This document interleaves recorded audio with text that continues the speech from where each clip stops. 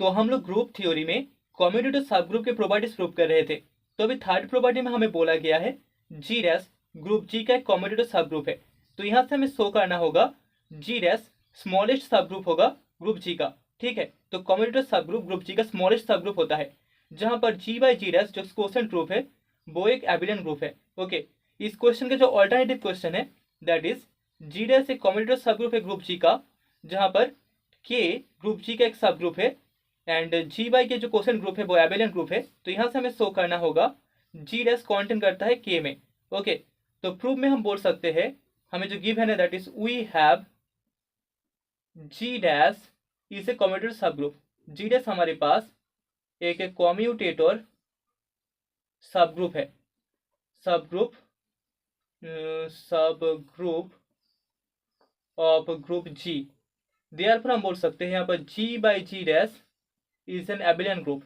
इसको हमने second property में शो किया था। अगर जी डैश कम्यूटेटिव सब ग्रुप होता है तो उसका जो क्वोशेंट ग्रुप होगा जी बाई जी डैश वो एक एबिलियन ग्रुप होगा, क्योंकि जी डैश ग्रुप जी का नॉर्मल सब ग्रुप होता है। इसको हमने पहले प्रॉपर्टी में शो किया था। So G by G dash is an abelian group and यहाँ पर जी डैश इक्वल्स टू हमें group generated by collection of commutators U मिल जाएगा।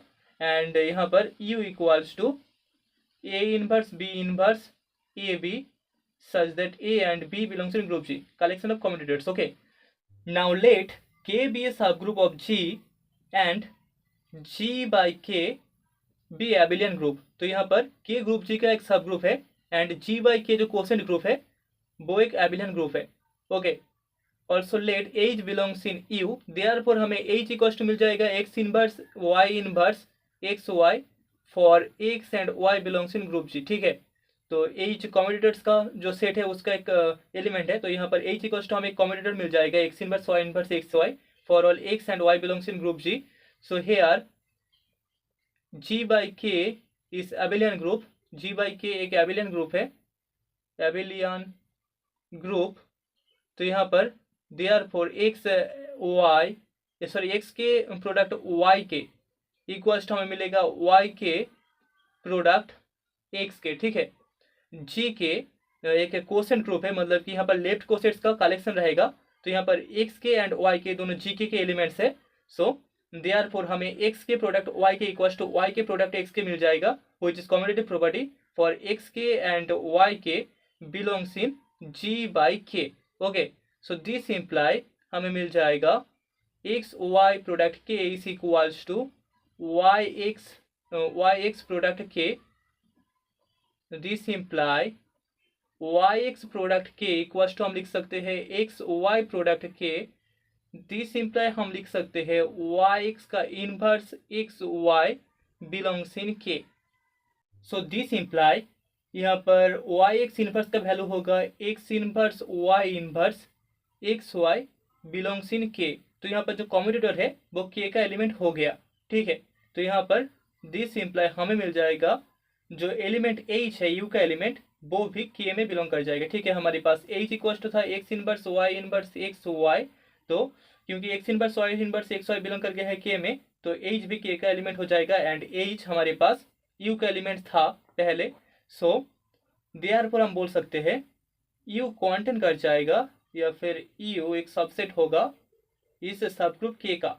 This imply group generated by u is equals to हमें group generated by k मिल जाएगा। This imply यहाँ पर g डैश कॉन्टेंट करेगा k में। Okay, that is the property. So हमने यहाँ पर प्रूव कर दिया, अगर k ग्रुप g का एक सब ग्रुप होता है and g dash group g का एक कम्यूटेटिव सब ग्रुप होता है तो g डैश कॉन्टेंट कर जाएगा k में। ओके, तो अभी फोर्थ प्रॉपर्टी में हमें बोला गया है जी डैश ग्रुप जी का एक कम्यूटेटिव सब ग्रुप है। तो यहाँ से हमें शो करना होगा जी डैश ग्रुप जी का कैरेक्टरिस्टिक सब ग्रुप भी होगा। तो प्रूफ में सबसे पहले हमें जो गिवन है that is we have G dash is the commutative सब group of group G. G dash group G का कम्यूटेटिव सब ग्रुप है, इज द कम्यूटेटर सब ग्रुप ऑफ ग्रुप जी। ठीक है, सो देयरफॉर बाय डेफिनेशन यहाँ पर जी डैश इक्वल्स टू हमें ग्रुप जनरेटेड बाय यू मिल जाएगा जहां पर U इक्वल्स टू हमारे पास कम्यूटेटर्स का कलेक्शन है, दैट इज A इनवर्स B inverse A B such that A and B belongs in group G. Okay, so let phi belongs in Aut G. Phi automorphism group G का एक element है, therefore हम बोल सकते हैं phi G to G एक automorphism होगा, is an automorphism. Now let X belongs in G dash. X commutator subgroup का एलिमेंट है, देयरफॉर हमें X इक्वल्स टू कम्यूटेटर्स का प्रोडक्ट मिल जाएगा, that is C1 C2 and so on Cn हो यार, जहां पर हमारे पास Ci equals to AI inverse Pi inverse AI Bi होगा for AI and Bi belongs in group G and I equals to 1 2 and so on n. ठीक है, तो यहाँ पर C1 C2 and so on Cn सभी के सभी commutators है एंड X इक्वल्स टू इन सभी का प्रोडक्ट हमें मिल जाएगा.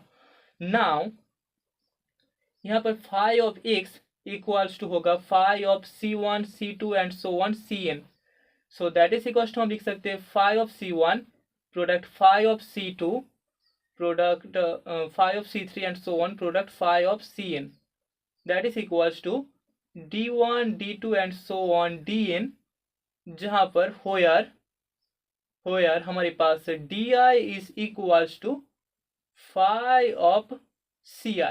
Okay, that is equals to हम लिख सकते हैं फाई ऑफ Ci का जो वैल्यू था, that is AI inverse Bi inverse AI Bi. Okay, that is equals to phi of AI inverse phi of Bi inverse phi of AI product phi of Bi. That is equals to phi of AI का whole inverse product phi of Bi का whole inverse. ठीक है, product phi of AI product phi of Bi. So this is equals to alpha I inverse beta I inverse alpha I beta आई, जो कि इस commutators का जो collection है you उसका ही एलिमेंट होगा हो यार, जहां पर हमारे पास alpha i equals to phi of AI है and beta i equals to phi of Bi है for I equals to 1 2 3 and so on n. ठीक है, तो यहाँ पर हम देख सकते हैं जो एलिमेंट Di है वो भी एक कम्यूटेटर्स होगा. ठीक है, Di इक्वल्स टू हमें मिल चुका है alpha inverse beta inverse alpha beta i, जहां पर अल्फा एंड बीटा आई का value phi of AI and phi of Bi है and I equals to 1 2 and so on n. So यहाँ पर हमें मिल चुका है Di belongs in U. Di एक कम्यूटेटर होगा, तभी वो कम्यूटेटर सब ग्रुप का एक एलिमेंट है. Okay, for I equals to 1 1 n.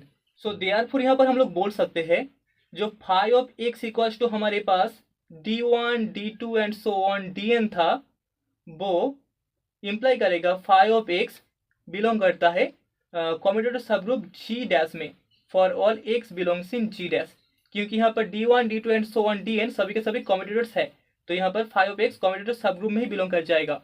This imply phi of G dash contain करेगा G डैश में. दिस इम्प्लाई हम बोल सकते हैं phi of G dash contains in G dash for all phi belongs in automorphism group of G.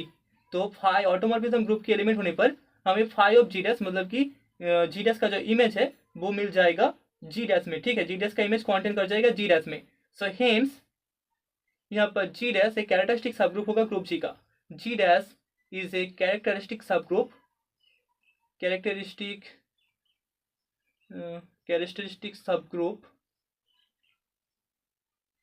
Of group G. तो हमने यहाँ पर शो कर दिया अगर G डैश ग्रुप G का एक कम्यूटेटर सब ग्रुप होता है तो G डैश ग्रुप G का एक कैरेक्टरिस्टिक सब ग्रुप भी होगा. Okay, that is the property.